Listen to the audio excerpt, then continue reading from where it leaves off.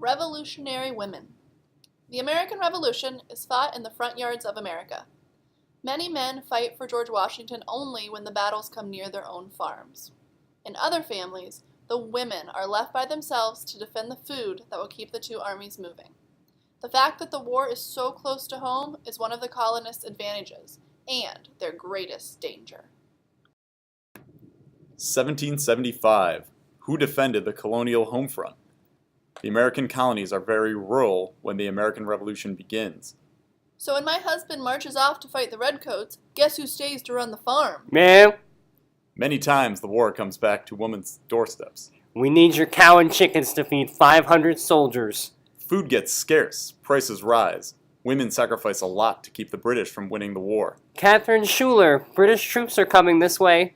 I would rather burn my wheat than let the redcoats eat it. In Georgia, redcoats forced Nancy Hart to cook her last turkey for them. Suki, go blow the conch shell in the tree stump. That'll call help for us.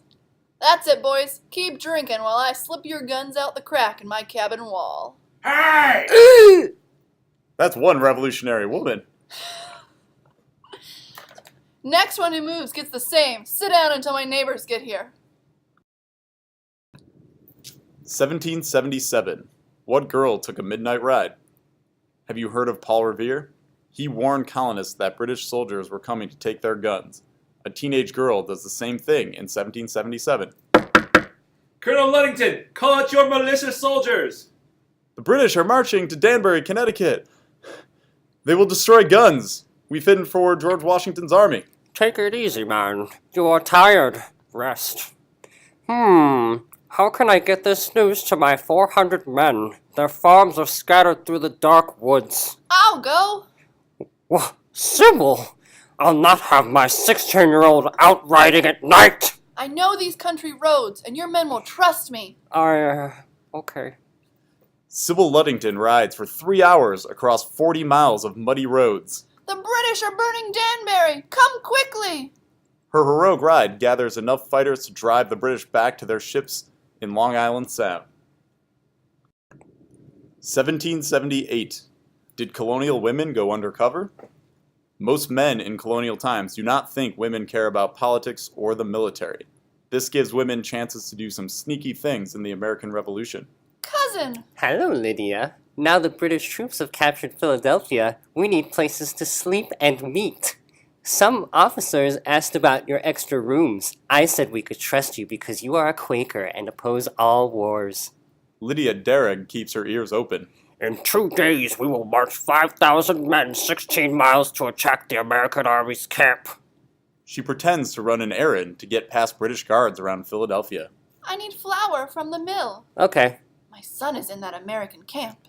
Darragh warns the Americans who get ready for the attack. The British are mad their surprise does not work. Someone tattled! Were all your family in bed the night of the meeting? Yes. Another woman is even sneakier.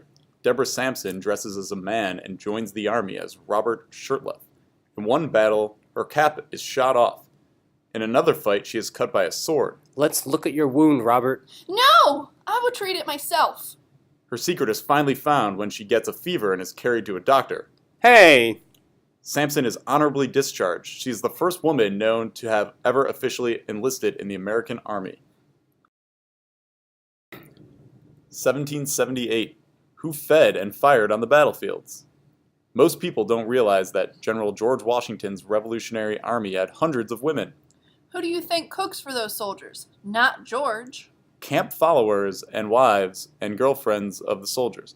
They get no pay and little food, but they march wherever the army marches, even if Washington wishes they did not. Look, ladies, we're coming to a town. Can you please go around it so the army won't look so ragtag? Because these women are near the army, they are near the battles. They make good nurses. The army has no official nurses in this war. Sometimes the wives join their husbands in the fight. The legend of Molly Pitcher describes such a battle. The story of Molly could be based on a battle near New York City or the Battle of Monmouth in New Jersey. She carries pitchers of water to wounded soldiers. Then her husband is wounded as he fires a cannon. Don't take this cannon. I'll help fire it. Many real women show their bravery in helping America win its independence. We have founding mothers and founding fathers.